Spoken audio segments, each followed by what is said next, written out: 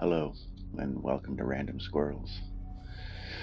You might notice I'm not my usual GTA self, although I am in a desert again, except this one's much more deserty. Those of you who've played this game recognize it immediately. Those of you who've heard of this game probably recognize it immediately. The rest of you who don't know, it's called Journey. And it's an amazing piece of art, if you ask me. And I'll get to that. That's part of this Random Squirrel. This one's a bit special. It's a bit different. And that's why I am somewhere different, and I am someone different. And for those of you who haven't played this, when you started, you're wearing a red outfit with no pattern on it, and you have no scarf. And the only thing you see is these three things up here. Now, I'm in this game, and I want to do a random squirrel here because it kind of makes me think in different ways than I do in GTA. It makes me think about different things. And I sort of wanted to talk about the game as I went through it, and maybe kind of say what I got out of the story and the story I got out of it. Because I think that escapes a lot of people. I mean, a lot of people appreciate its charm and its music and its beautiful aesthetic, but might not understand the story, and it's kind of lost on them that way. And those of you who don't know anything about the game might not understand how special the multiplayer is implemented in this and how it's so unintrusive and can become such a deep experience in such a way. I'll have to explain to it as I get to the parts as I remember them. But there's this part first. You can't jump or anything. You can just kind of slide and walk. In the distance, you just see the mountains, the light, and what looks like a lot of gravestones. That's how I took them anyway. And I think maybe that's what they're meant to be. Seems perhaps ominous. There's a ruined building here, and you notice there's flying carpets around it. And you can just walk up this. I'm jumping because I can. But here you'll find a glowing glyph. And the game kind of points that out. When you get the glyph, you get one section of scarf. It allows you to jump a little bit. Your energy is not replenished unless you talk to those guys by hitting the circle button. So jumping and chirping is all you can do. And those little carpet creatures, if you sing to them, will kind of swim around you and charge up your scarf. Now, those of you who've found everything in the game will understand why I'm wearing a white robe and why I have a bunch of patterns on it. Basically, each layer of pattern is added to your robe every time you play through the game. And it's the sort of game that's intended to be played through more than once, because there's some things you can't get all of on the first try just because of the way the gameplay is. You'll come across things like this.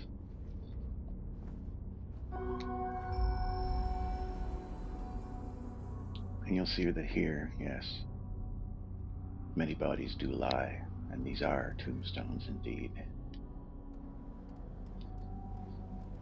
So that kind of asks the first question. What happened? Where is everyone? Why is everything in ruin? And why have you woken up in this desert?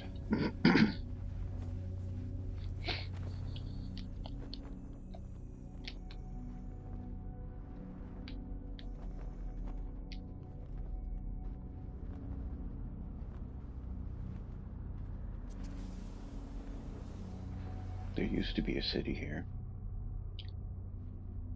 Looks like the wind and the sand perhaps covered it up over time. Here you collect a few more scarf pieces. I won't tell you about that. I'll let you figure it out on your own if you don't already know. But I'll give you a clue.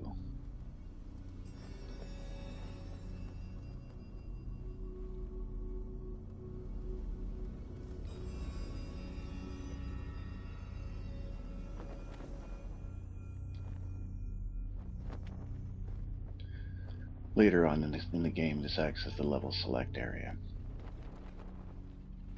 And up to this point, your journey will have been completely solitary.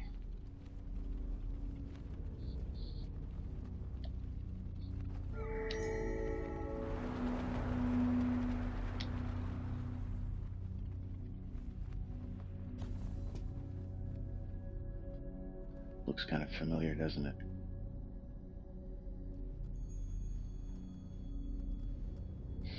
You can move through this game quietly if you want.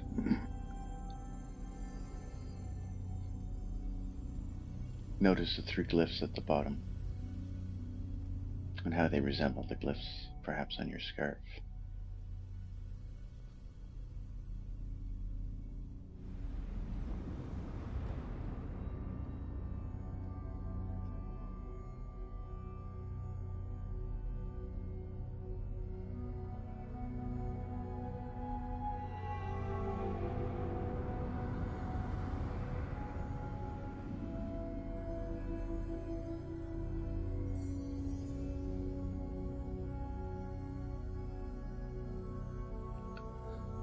Obviously, the mountain is important. It seems that energy that creates life comes from it. Same life that gave birth to the beings that I apparently am one of.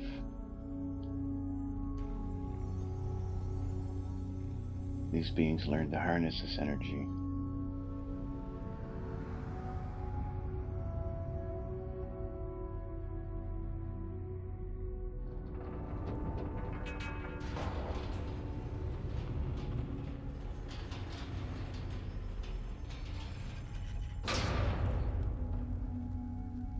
When I open the gates to the next portion, it's a silhouette in the light, suggesting there's other travelers, people to meet on the road.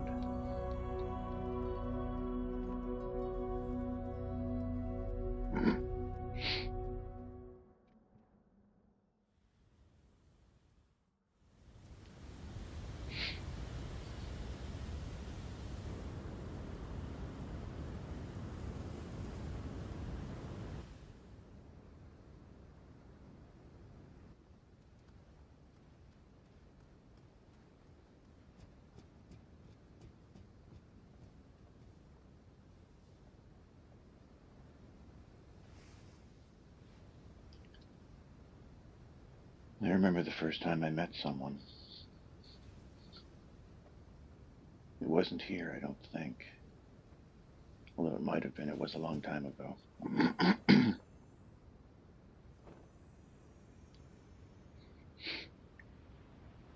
was just exploring.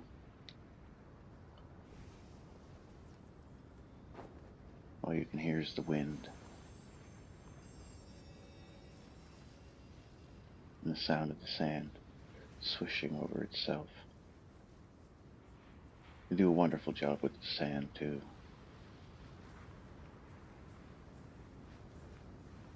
They don't give you any instruction, they just let you explore. I think it was when I was waking these things up here. You can sing at them.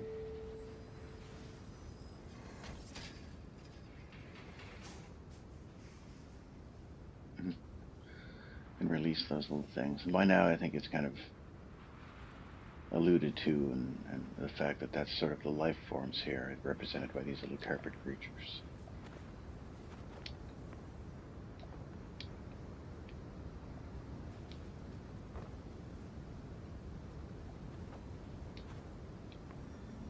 And these, oh, there you go. You get a little bit of a tutorial. Let's just hold circle, and it makes you sing really loud.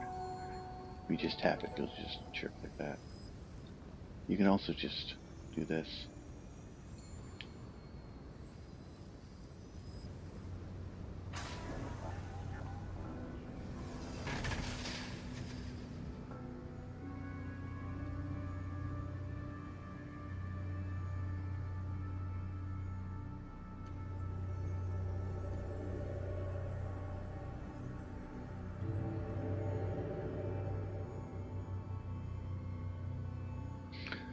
You don't need to unlock all of those to get across that. If your scarf is long enough, or, you know the trick of it.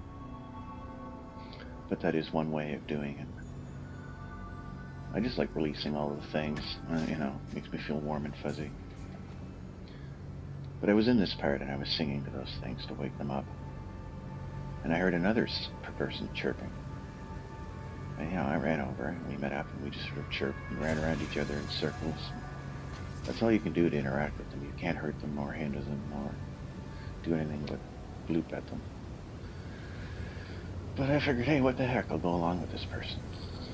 And we'd run around, and we noticed that when we were together, our energy would tend to refill when we were close together, or if we sang to each other. And if we sang alternatingly while we were jumping like I was just there, we could go for much longer distances and get much higher up. And by cooperating, we could get to areas that perhaps we might not be able to otherwise, or that perhaps would be very difficult to get to find things like those little glyphs I'm picking up, or to find more of the murals that tell the story. Because the story in this game is found rather than told.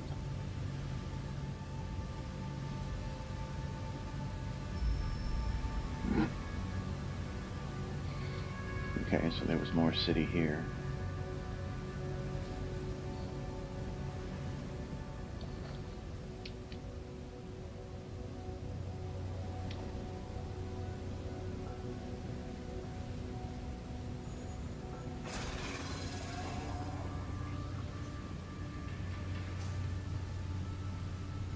Anyway, between the two of us, we got all the little things here, and we unlocked all this stuff.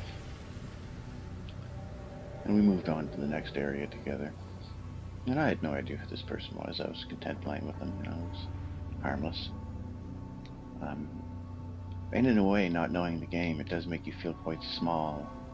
And you have nowhere near this much ability to jump when you're first starting out. Your scarf is much shorter. Probably a third of the length of this by now if you found everything. So it's nice to have someone else along. It just makes the whole thing easier, You don't have to find other things to charge up your scarf. Your partner can do it for you.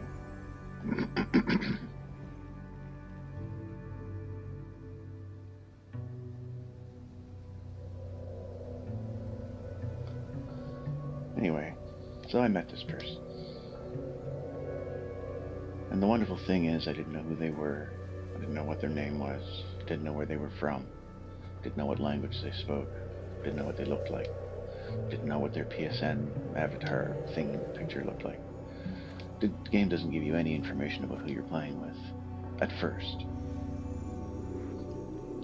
You have to actually beat the game to see who you were playing with. Sometimes you wind up with different people depending if you go through gates together or on your own.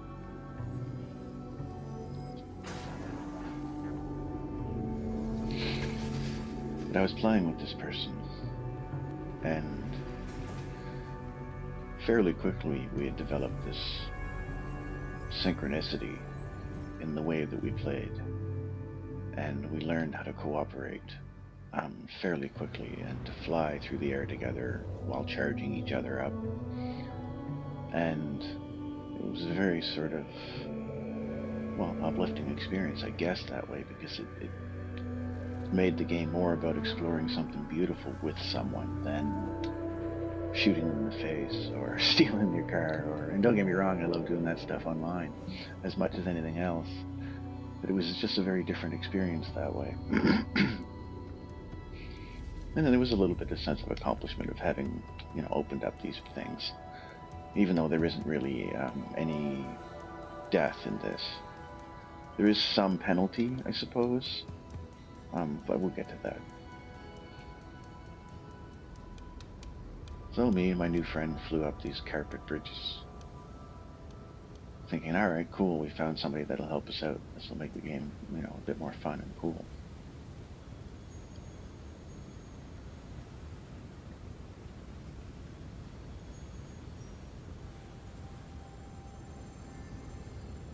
And this was my first playthrough too, so I had never seen someone in white.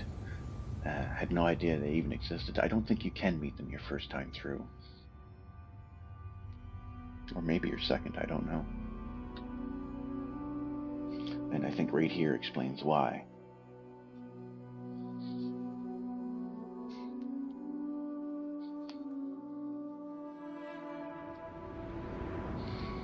So these beings had learned to control the energy of life, and they used it to raise buildings and make structures.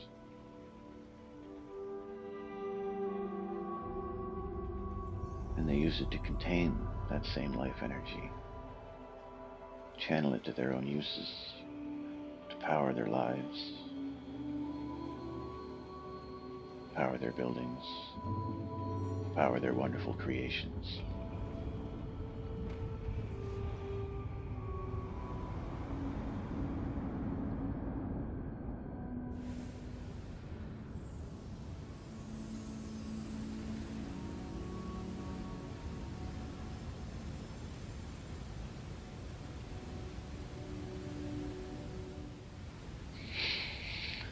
And now, the sands have parted.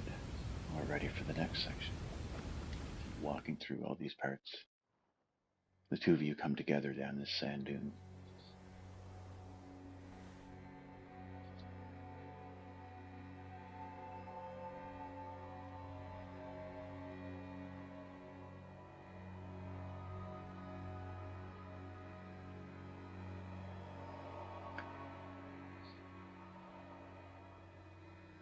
Points like this where the game makes you feel that you're the smallest.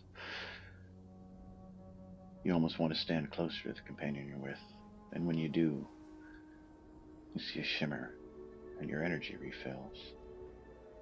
And from time to time you'll see shooting stars coming from the top of the mountain.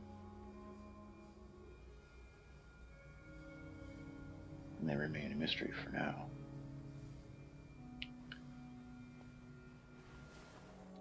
You can't get hopelessly lost in the desert. I mean, you can always find out which way to go, but it is worth exploring. Because there are myriad things hidden between the dunes of this desert world. If you go too far to the edge, it'll blow you off, blow you back into the kind of area again, saying, no, you can't go that way. I never really ran into it. It sort of just does a good job of almost invisibly or subconsciously guiding you in the direction you need to go. Here I've released slightly larger carpet creatures. Carpet squid, I guess. They're friendly. They like to kind of play along. You see how we charge up like that?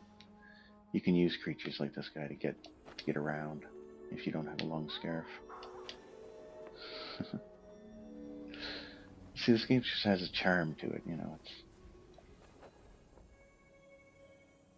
You want to find all these little guys and release them. What's that sound?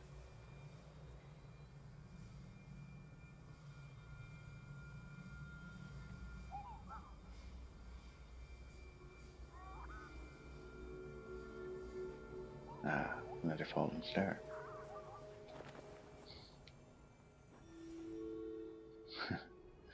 If you follow him, you'll notice he's trying to lead you to his other friends that are trapped.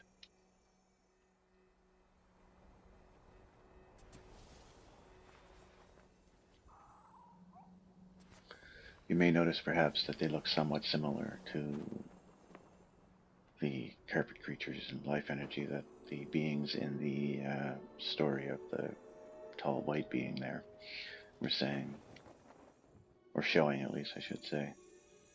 And there is a connection. You'll notice that they are trapped inside these structures that look like they have a big eye in the front of them. Hello.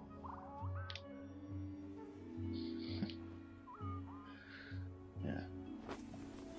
Love the art design in this game. Okay, so I'm going to get to what I was going to talk about a little bit. I'm constantly charmed by this game, and it kind of brings you to want to be quiet, just enjoy it. But art. I mean, art's a whole bunch of things, but I think something like this, which I would call true art, is something that has the power to make you react in a way that's uncontrollable. Like you feel something whether you intend to or not. Like let's say if you're watching a really great horror movie and it just gives you the chills and you get goosebumps and all your hair stands on end, then I would say that that movie has achieved the art of horror, because the whole point is to frighten you. Or if something's sad and wants you to feel sad for a character, or feel, sad and empathy for a character or something, and it succeeds in doing so because you cry when you see the movie or when you read the book or whatever it is. I don't want to go that way yet. All right, fine.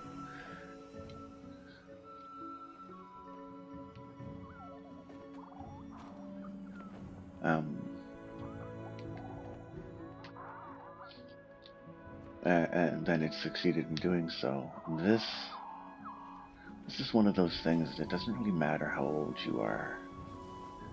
It doesn't really matter what kind of games you're into. I mean, if you're like a 10-year-old boy, you're just into Call of Duty or something or whatever, and that's all you do, maybe you should try and be interested in something like this at some point. Just as something new, as a new way of thinking, as a different way of exploring the game world and seeing as how it can be used as actual art and send a message without shoving it in your face. But here were the fields.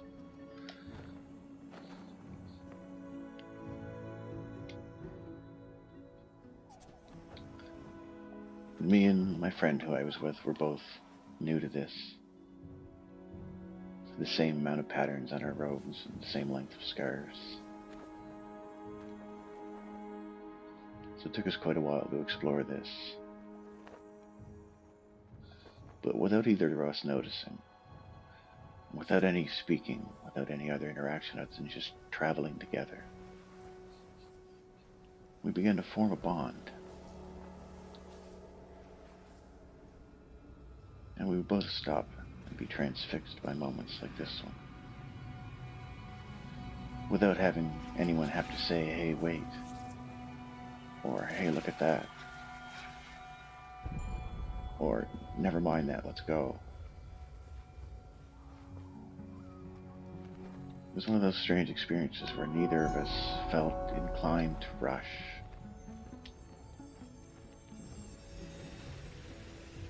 Or to try and push it too fast, you know.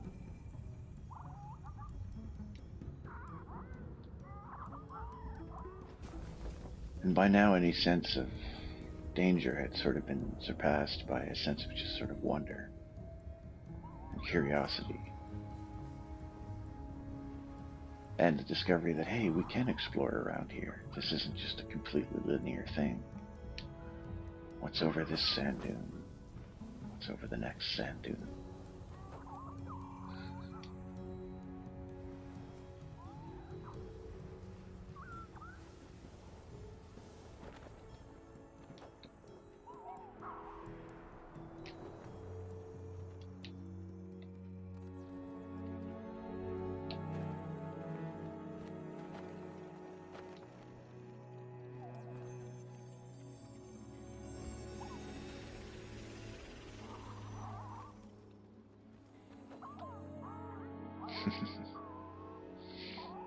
And we'd both get excited when we found a new piece that would add a bit of length to our scarf and allow us to fly a little higher and a little longer.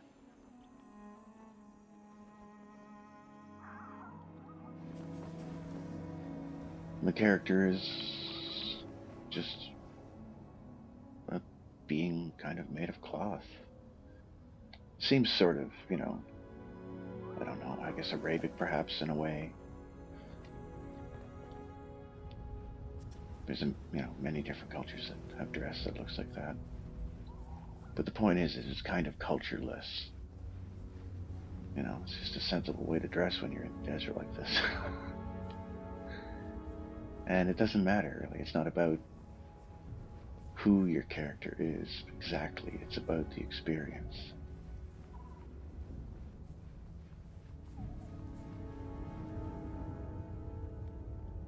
And then you crest the hill. And that slight sense of the ominous comes back. slight sense that maybe not all is quite perfect or as well as you may have been led to believe.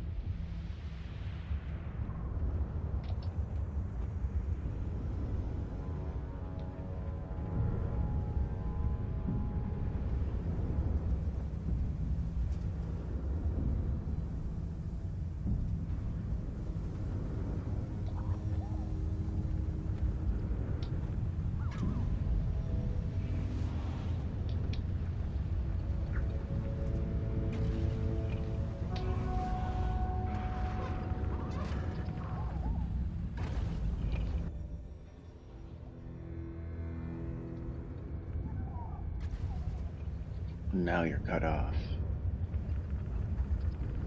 If you're alone, you feel cut off. If you're with a friend, you might be tempted to get a little closer to them. As you see that not everything has stopped working.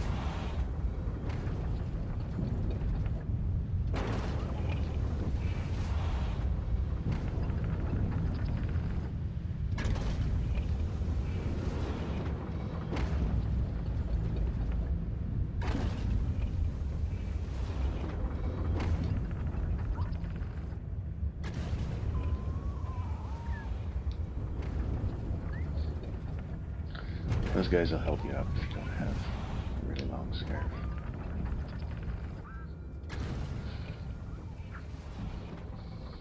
Don't worry, we'll get those guys out. Anyway, the reason I consider this art, if you haven't already, discovered it for yourself, is that it doesn't use super high detailed graphics to get anything across. It uses just the atmosphere and the tone and the sounds. The movement of cloth and sand to convey a sense of atmosphere and a sense of being in a place. And I've felt more immersion in this game than I have in many, super high graphical quality games, Not to, say anything bad about those games, but, and I'm not going to mention anything in particular, but all I'm saying is that it doesn't always have to be about graphics. And in this case, oddly enough, it kind of is all about graphics because this style is so unique and striking. And even though you may sense ominous things, it never quite gets to the point of being frightening because of its style. It's more like perhaps the dark part of a fairy tale where the child snuggles a little deeper under the blankets, but wants to hear more.